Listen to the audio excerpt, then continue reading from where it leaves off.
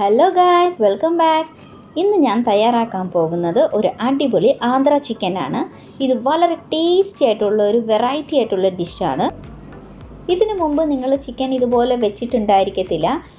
ഒരു പ്രാവശ്യം നിങ്ങളിത് ഡെഫിനറ്റായിട്ട് ട്രൈ ചെയ്ത് നോക്കണം. നിങ്ങൾക്ക് വളരെയധികം ഇഷ്ടപ്പെടും. ഇതുണ്ടെങ്കിൽ നമ്മൾ ഒരു ഉരുള ചോറ് അധികം തന്നെ കഴിക്കും. എന്നാൽ പിന്നെ താമസിക്കാതെ ആന്ധ്ര ചിക്കൻ എങ്ങനെയാണ് ഉണ്ടാക്കുന്നതെന്ന് നമുക്ക് പെട്ടെന്ന് തന്നെ റെസിപ്പിയിലേക്ക് പോകാം.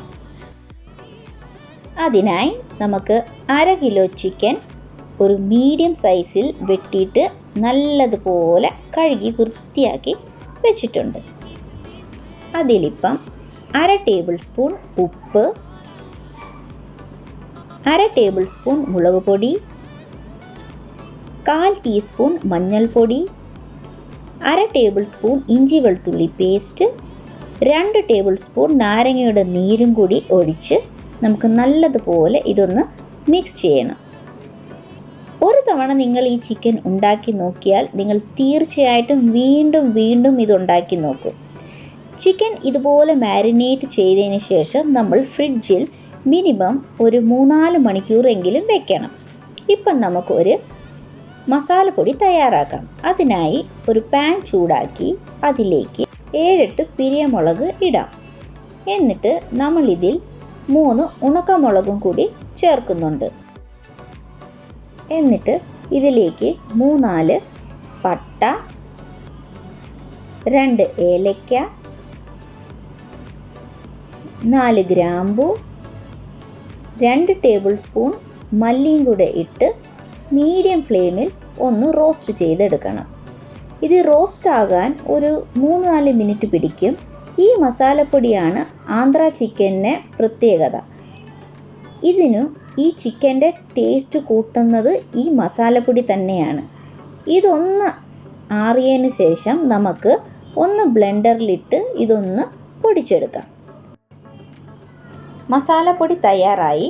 നമുക്ക് അടുത്തതായി ബാറ്റർ തയ്യാറാക്കാൻ വേണ്ടി ഒരു പാത്രത്തിൽ 1.5 കപ്പ് അളവിൽ മൈദ, 1/2 കപ്പ് അരിപ്പൊടി, ആവശ്യത്തിന് ഉപ്പ്, എന്നിട്ട് നമ്മൾ മുമ്പ് തന്നെ പൊടിയാക്കി വെച്ച ആ മസാലപ്പൊടി 3/4 ടേബിൾ സ്പൂൺ ഇട്ട് കൊടുക്കാം. ഇതൊന്ന് നമുക്ക് മിക്സ് ചെയ്ത് കൊടുക്കാം. ഇപ്പം നമ്മൾ ഇതിൽ 3/4 ടേബിൾ സ്പൂൺ മസാല മാത്രമേ ചേർക്കുന്നുള്ളൂ. ബാക്കി നമുക്ക് പിന്നീട് ചേർക്കാം. ഈ പൊടിയൊക്കെ ഒന്ന് മിക്സ് ആയതിന് ശേഷം നമ്മൾ ഇതിലൊരു മുട്ട ചേർക്കണം. ഈ മുട്ടയും കൂടി ചേർത്ത് ഇതൊന്ന് നമുക്ക് നല്ല രീതിയിൽ ഒന്ന് മിക്സ് ചെയ്ത് എടുക്കാം. ഇതിങ്ങനെ ഒന്ന് മിക്സ് ആയതിന് ശേഷം നമ്മളിതിൽ ആവശ്യത്തിനുള്ള വെള്ളം കൂടി ചേർത്ത് കൊടുക്കാം. വെള്ളം നമുക്ക് കുറച്ചായിട്ട് ചേർത്ത് മിക്സ് ചെയ്യാം. കട്ടയൊന്നും ഇല്ലാതെ നമുക്ക് നല്ല സ്മൂത്ത് ബാറ്റർ വേണം നമ്മൾ തയ്യാറാക്കേണ്ടത്. ഇതിൻ്റെ കൺസിസ്റ്റൻസി എന്ന് പറയുന്നത് നമുക്ക് ഇഡ്ഡലി മാവിൻ്റെ കട്ടി വരുന്നത് പോലെ ഉള്ള വെള്ളം നമുക്ക് ഇതിലേക്ക് ചേർക്കണം. ഇപ്പം ആദ്യം തന്നെ നമ്മൾ മാരിനേറ്റ് ചെയ്ത് വെച്ചിരിക്കുന്ന ചിക്കൻ എടുക്കാം. എന്നിട്ട് ഓരോ ചിക്കൻ നമ്മൾ തയ്യാറാക്കി വെച്ചിരിക്കുന്ന മാവിൽ ഡിപ്പ് ചെയ്തിട്ട് നല്ല ചൂടായിട്ടുള്ള എണ്ണയിലേക്ക് ഇട്ട് കൊടുക്കാം. ഇതുപോലെ എല്ലാം ഓരോ ചിക്കനും നമ്മളെടുത്ത് എണ്ണയിലേക്ക് ഇട്ടൊന്ന് വറുത്തെടുക്കാം. ഫ്ലെയിം മീഡിയമിലാണ് നമ്മൾ വെച്ചിരിക്കുന്നത്. ചിക്കൻ മീഡിയം ഫ്ലെയിമിൽ നമുക്കൊരു ഗോൾഡനായി ഒരു ക്രിസ്പ് ആകുന്ന വരെ ഒന്ന് ഫ്രൈ ചെയ്ത് എടുക്കാം. എല്ലാം ഇതുപോലെ ഫ്രൈ ചെയ്തതിന് ശേഷം നമുക്ക് ഇത് മാറ്റി വയ്ക്കാം. ചിക്കൻ എല്ലാം ഇതുപോലെ വറുത്ത് മാറ്റിയതിന് ശേഷം നമ്മൾ 2 ടേബിൾ സ്പൂൺ എണ്ണ കടായിൽ വെച്ചിട്ട് ബാക്കി എണ്ണ മൊത്തം മാറ്റി വെക്കാം. എന്നിട്ട് ഇതിൽ നമുക്ക് ഒരു 2 നുള്ള് കായം ചേർത്ത് കൊടുക്കണം. എന്നിട്ട് ഇതിൽ 1.5 ടേബിൾ സ്പൂൺ നമ്മൾ തയ്യാറാക്കി വെച്ചിരുന്ന ആ മസാലപ്പൊടിയാണ് ഈ എണ്ണയിൽ ചേർക്കുന്നത്. നിങ്ങൾക്ക് കൂടുതൽ എരിയും മസാലയും ഫ്ലേവർ ഇഷ്ടമാണെങ്കിൽ കൂടുതൽ ചേർക്കാം. എന്നിട്ട് നമ്മൾ 1/2 ടീസ്പൂൺ മുളക് പൊടിയും കൂടി ഇതിലേക്ക് ചേർക്കുന്നുണ്ട്.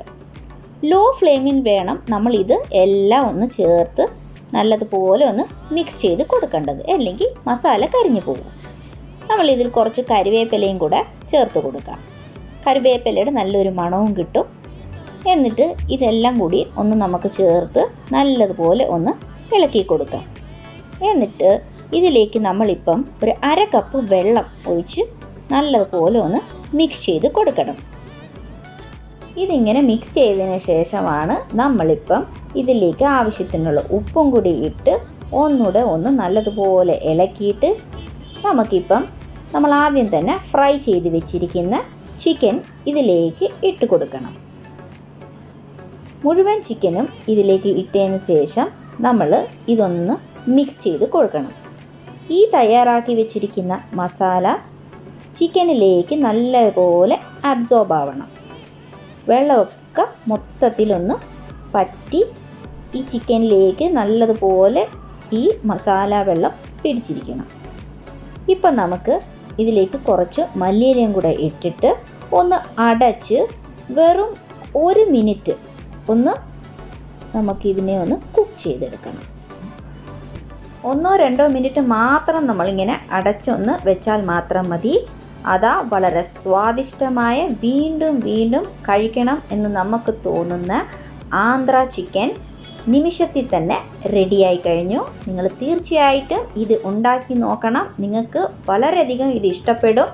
എന്നാൽ വീണ്ടും കാണുന്നവരെ bye from simple cooking lab.